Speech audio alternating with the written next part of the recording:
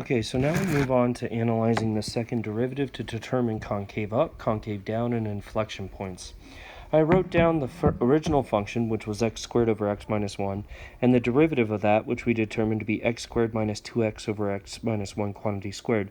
Notice I am not using the factored version of the derivative because that would make me use the product rule, which I don't want to have to use on top of the quotient rule. So let's go ahead and work towards finding the second derivative. Again, for the second derivative, we're going to need to use the quotient rule. So let's come in here, the second derivative. Remember the quotient rule is the bottom, which would be x minus 1 squared times the derivative of the top, which would be 2x minus 2, minus the top, which is x squared minus 2x, times the derivative of the bottom. Well, that's going to be a chain rule problem here. Drop the power. It's going to be 2 times x minus 1 raised to the 2 minus 1, so that's raised to the first power. Don't forget the derivative of the inside, but the derivative of the inside is quite simply 1. All over x minus 1 squared, but then we need to square that. So that's really going to be x minus 1 to the fourth. So let's do some cleaning some things up here. Okay, let's see what can I actually have in common. On the top, it seems that I have a 2 in common here, and I also have an x minus 1. I care about that because I have a 2 here, and I also have an x minus 1. So it looks like in both of the terms, I could factor out a 2 and an x minus 1. So if I factor out a 2 and an x minus 1, let's think about what would be remaining in the first one. Well, if I took away the x minus 1 and I took away the 2, actually if I take away that 2, it seems to me that I have another x minus 1. So I'd still have an x minus 1 squared. Minus, and then in the next term, when I take away that 2 and the x minus 1, I have an x squared minus 2x.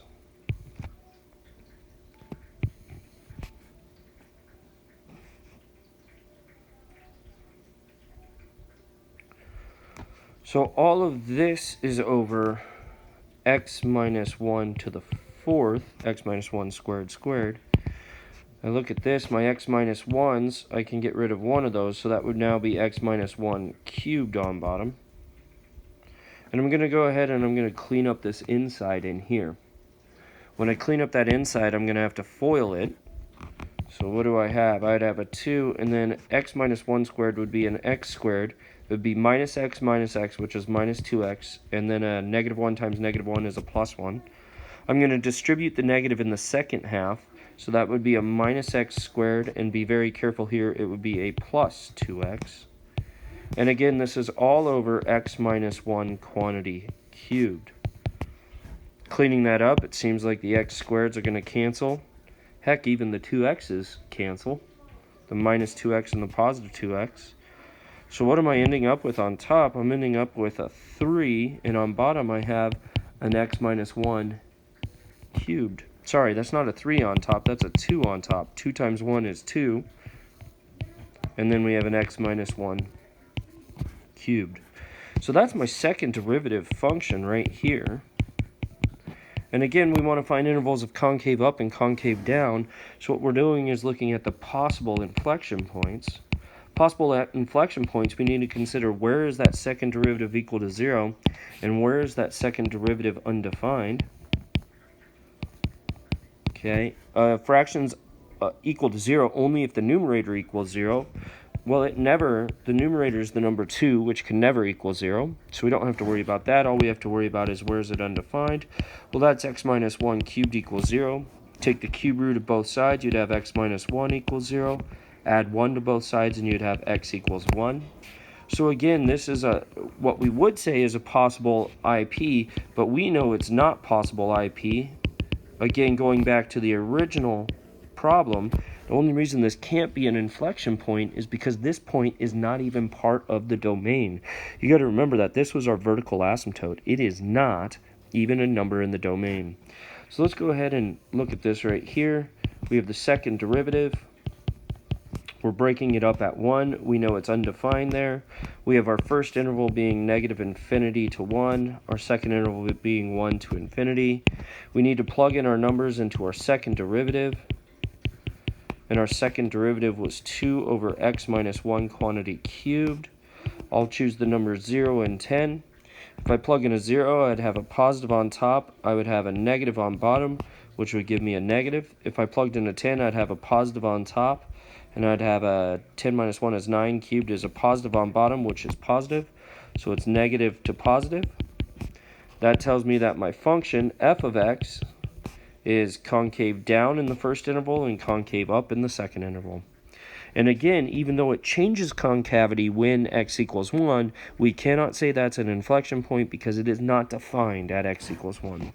So where was this function concave up? It's concave up from 1 to infinity. Where's this function concave down? It's concave down from negative infinity to 1. And those inflection points, even though it does change concavity, it is not a point on the graph, so there is no inflection points.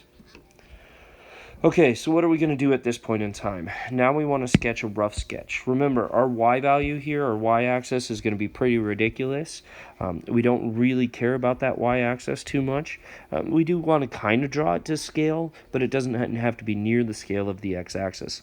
So what I'm going to do is go through parts A, B, C, and D and mark down any important information that I see on any of these. So for instance, in part A, the first thing that we notice is that we have both the x and y intercept at the point 0, 0. So we'll go ahead and plug that in now. I also noticed that I had a vertical asymptote when x equals 1. So I'm going to go ahead and draw in a vertical asymptote. And I'm going to label it because it is an asymptote. I will label it. That's at x equals 1. That seems like all the information we can get from part A. Let's move on to part B. On part B, we look at it and we say, hey, we broke this up at 0, 1, and 2. Well, if you notice, we already broke it up at 1 because that's our vertical asymptote, but here would be x equals 0. I'll make another tick mark for x equals 2. Drag those down so I can get my shape and understand what's going on. Let's mark what happened to f prime of x for each one of these. F prime of x started off positive in the first one. It was 0 here, it went negative. It was undefined here, which it has to be because that's the vertical asymptote. It was negative again. It was 0 here, and then it was positive after that. Okay. Let's go on to the second derivative. Oh, sorry. We had that 0, 0 is also a maximum, so I'll just write that above there. And then we also did have that the point 2, 4 is a minimum. 2, 4 is a minimum. So I'm going to go here, 2.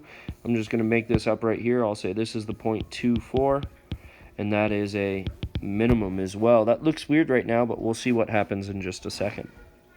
Okay, let's move on to concavity. So concavity, second derivative, looking at that sign chart. That second derivative, we broke it up only at x equals 1. This is already broken up there, so that's good. We noticed that it was negative absolutely everywhere up to x equals 1. Then it was undefined, which makes sense. It was a vertical asymptote. And then it was positive from there on out. Okay. So what do we have? Well, if my second derivative is negative, I know that I have to be concave down. And because my first derivative is positive, I have to be increasing. So I have to be going up. So it seems to me that we have to be the left half of a frown in this shape. So what am I going to do? I'm going to go to my graph and I'm going to do the left half of a frown, clearly showing that shape, and I'm going to end at that point 0, 0. Let's go on to the next one. The next one, once again, the second derivative is negative, meaning I'm concave down. But my first derivative is negative, meaning I have to be decreasing, so I have to be going down and concave down. So that seems to me like we would have to be the right side of a frown, right side of a frown. And x equals 1 is a vertical asymptote, so anytime you have a vertical asymptote, you want to approach that value, but never actually touch it. So it goes down towards negative infinity, something like that right there. Let's look at the next interval. Second derivative is concave up, so that means I'm part of a smiley face. The first derivative is negative, so I have to be decreasing or going down, so it looks to me like it has to be the shape of the left side of a smiley face. So I'm going to draw the left side of a smiley face. Let me go to black. Left side of a smiley face, making sure that I touch the point 2, 4. This would be approaching infinity, so it would approach that vertical asymptote at infinity when x equals 1 from the right-hand side. Let's go to that last interval. It's from 2 to infinity. We had our second derivative was positive, meaning I'm concave up or a smiley face. My first derivative is positive, which means I have to be increasing or going up. So on this one, I have to be the right side of a smiley face. So my graph would look something like this from the point 0.24 going up. And this is what my graph would look like.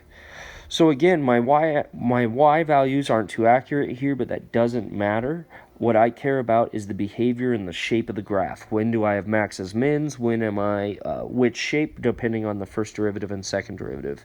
I've labeled my points, my maxes and my mins. There were no inflection points. I've labeled my asymptotes. I have the shape of the graph over the intervals.